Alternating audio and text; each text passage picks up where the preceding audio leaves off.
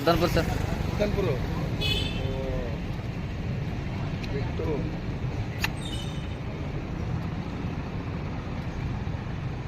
ಎಷ್ಟೈತೆ ಬಂದು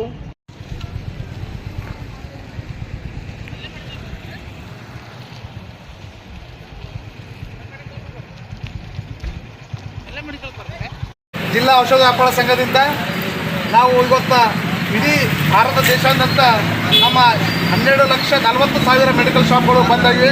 ಕಾರಣ ಏನಂದರೆ ಇಡೀ ನಮ್ಮ ಕರ್ನಾಟಕ ರಾಜ್ಯದಲ್ಲೂ ಕೂಡ ನಾವು KCD ವತಿಯಿಂದಾಗ ಬೀದರ್ ಜಿಲ್ಲೆಯ ಔಷಧ ವ್ಯಾಪಾರ ಸಂಘದಿಂದ ನಾವು ಆನ್ಲೈನ್ ವಿರುದ್ಧ ಏನು ಆನ್ಲೈನ್ ಮೆಡಿಸಿನ್ ಬರ್ತಾ ಇದೆ ಜನಗಳಿಗೆ, ಅದು ನಕಲಿ ಔಷಧ ಇದ್ದು ಅದಕ್ಕೆ ಜನಗಳಿಗೆ ಅದು ಗೊತ್ತಾಗ್ತಾ ಇಲ್ಲ. ಅದಕ್ಕೆ ಒಂದು ಕೇಂದ್ರ ಸರ್ಕಾರ ಕೂಡಲೇ ಇದು ಆನ್ಲೈನ್ ಏನು ಮೆಡಿಸಿನ್ ಸಪ್ಲೈ ಮಾಡ್ತಾ ಇದ್ದಾರೆ, ಕೂಡಲೇ ಅದು ರದ್ದು ಮಾಡಬೇಕಂತೇಳಿ ನಮ್ಮ ಬೇಡಿಕೆ ಇದೆ.